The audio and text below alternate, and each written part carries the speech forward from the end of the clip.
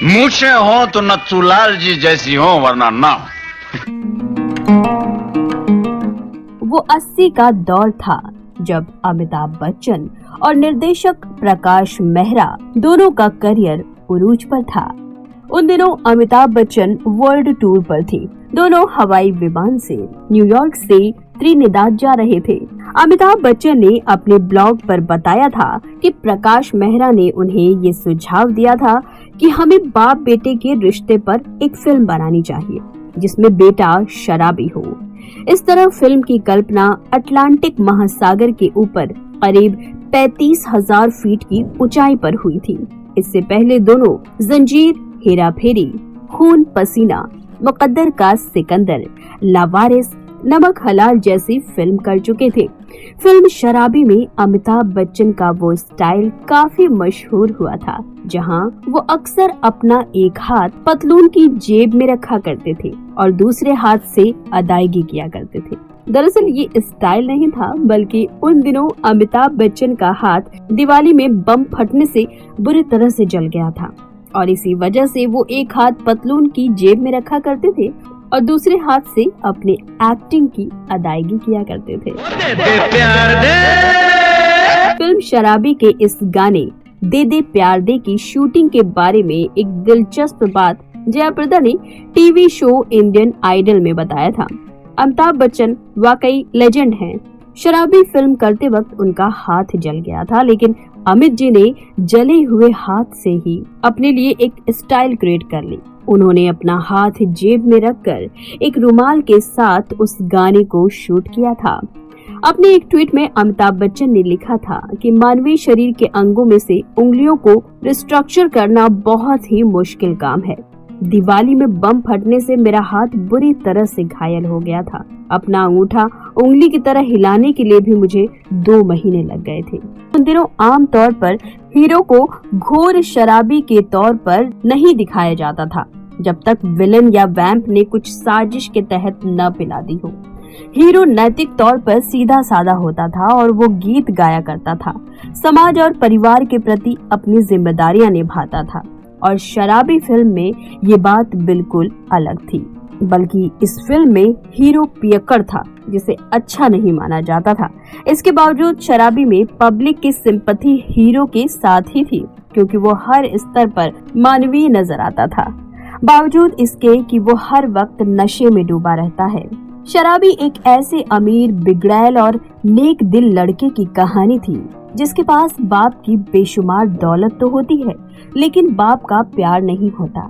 हालांकि वो जिंदगी और खुद पर हंसना नहीं भूलता। इस रोल में भरपूर ट्रेजेडी है, इमोशन है, ड्रामा है, कॉमेडी है। ऐसे भारी भरकम डायलॉग्स हैं जिन पर तालियां बजी।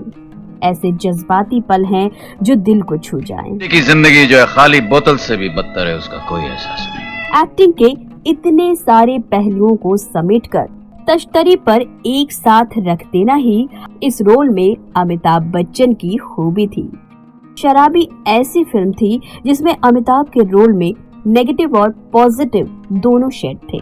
शराबी में न तो कोई कमाल सिनेमेटोग्राफी है, न कोई सब प्लॉट है, बल्कि एक पुराने ढर्रे का स्क्रीन प्ले है जिसमें मेलोड्रामा तो है, लेकिन वन मैन शो की तरह अमिताभ अपने दम पर इस फिल्म को खींच कर ले जाते हैं। शराबी इस मायने में भी खास है क्योंकि उनके राजनीति में जाने से पहले के उस दौर की अमिताभ बच्चन की ये आखिरी हिट फिल्मों में से एक है। अगर 80 का दशक अमिताभ का था तो किशोर कुमार का भी था। इसका अंदाजा आप इसी बात से लगा सकते हैं कि जब 1985 में फिल्म फेयर नामांकन आए तो बेस्ट सिंगर में 4 नॉमिनेशन किशोर कुमार के नाम थे। सारे नॉमिनेशन शराबी के 4 गानों के लिए थे। दे दे प्यार दे, मंजिलें अपनी जगह हैं, लोग कहते हैं और इंतहा हो गई। उन्हें मंजिलें अपनी गाने के लिए अवार्ड मिला, पर आज हम बातें करेंगे इंतहा हो गई गाने की। हो गई। प्रकाश मेहरा ने बताया कि गाने में हीरो शराब पिया हुआ है।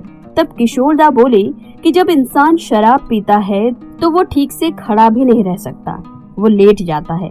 मैं भी लेट कर गाना गाऊंगा, इसलिए एक लंबा टेबल लेकर आइए।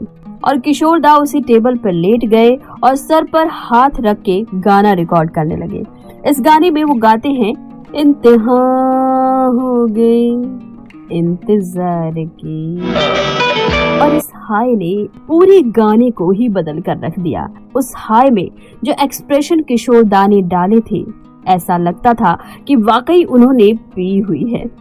अगर फिल्म के गानों की बात चली है तो आपको बता दें कि संगीत निर्देशक बप्पी लहरी को शराबी के लिए फिल्म फेयर अवार्ड भी मिला था और गीतकार अनजान भी फिल्म के गानों के लिए नामांकित किए गए थे। कि वो जो तुम्हारा लॉर्ड है ना, उससे हमारे लिए दुआ मांगे। लोगों की नब्ज को समझने वाले कादिर खान ने शराबी में ऐसे डायलॉग्स लिखे थे जिस पर खूब तालियां बजी और कुछ तो ऐसे थे जो सीधे दिल को छू गए। मसलन जब शराब के नशे में अमिताभ बच्चन अपने पिता प्राण को बोलते हैं कि आपने मुझे वो सब कुछ दिया जिसे बाजार से खरीद कर घर में सजाया जा सकता है, मगर वो सुख नहीं दिया जिसे दिल में सजाया जा सके। तो आप सिनेमा हॉल में तालियों की गड़गड़ाहट का अंदाजा बखूबी लगा सकते हैं। आज इतनी भी मयस्सर नहीं मैखाने में जितनी हम छोड़ देते थे पैमाने में। जिनका अपना दिल टूटा होता है वो औरों के दिल नहीं तोड़ा करते। ऐसे बेहतरीन डायलॉग्स की वजह से ही शराबी फिल्म दर्शकों में काफी पसंद की गई। कादिर खान ने अमिताभ की कई हिट फिल्मों के लिए डायलॉग्स लिखे हैं जो आज भी बहुत ही मशहूर हैं। डायलॉग्स के साथ साथ शराबी में दूसरे रोचक किरदारों ने भी फिल्म को काफी रोचक बनाया है। फिल्म में एक मशहूर किरदार था नत्थू लाल का, जिसे अभिनेता मुकरी ने निभाया था।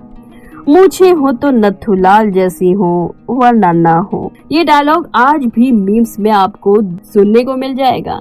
मुझे हो तो नत्थूलाल जी जैसी हो वरना ना हो। छोटे से कद और बढ़िया कॉमिक टाइम वाले एक्टर मुकरी एक मंझे हुए कलाकार हुआ करते थे जो बच्चन के साथ लगभग 10 फिल्मों में दिखाई दिए। इनके पिता बने प्राण के प्यार से महरूम फिल्म में जो शख्स विक्की को पालता है यानी मुंशी जी, उस रोल में ओम प्रकाश ने भी फिल्म में अमिताभ का पूरा साथ दिया।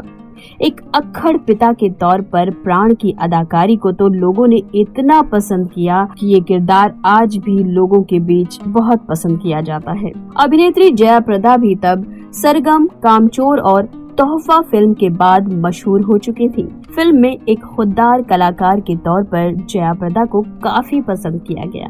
मसलन जब अमिताभ बच्चन जया प्रदा के शो के सारे टिकट पैसों से खरीदकर अकेले देखने आ जाते हैं तो जया दो टूक कहती हैं, कलाकार सिर्फ तारीफ का भूखा होता है, पैसों का नहीं। लेख को समेटते समेटते फिल्म का एक ऐसा हिस्सा जो मुझे सबसे ज्यादा पसंद है। शराबी फिल्म में अपने दर्द को विक्की यानी अमिताभ बच्चन अक्सर अपनी शायरी में उतारा करते थे। हालांकि विक्की के उस्ताद मुंशी जी यानी ओम प्रकाश को हमेशा लगता था कि अमिताभ की शायरी में वजन नहीं है। बार बार टोकने पर एक दिन अमिताभ बच्चन ये शिकायत करते हैं कि शायरी में रदीफ पकड़ते हैं तो काफिया तंग पड़ जाता है, काफिये को ढील देते हैं तो वजन कम पड़ जाता है। वजन मिलता कहाँ है? उस वक्त उर्दू शायरी और गजलों की बारीकियों से अनजान मेरे लिए शराबी का ये डायलॉग शेर व शायरी, रदीफ और काफिये जैसे लफ्जों से रूबरू होने का पहला मौका था।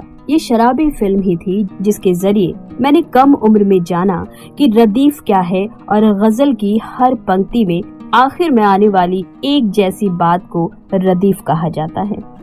तो फिर काफिये से बात करो। तो दोस्तों ये थी 80 के दशक की फिल्म शराबी के बारे में कुछ रोचक जानकारियाँ जो अभी हमने आपको शॉर्ट में दी। अगर आप भी अपनी फेवरेट फिल्म या फेवरेट कलाकार के बारे में कुछ दिलचस्प बातों को जानना चाहते हैं तो हमारे चैनल को लाइक और सब्सक्राइब करना न भूलिएगा ताकि नेक्स्ट वीडियो में हम आपके लिए कुछ नया लेकर आ सकें।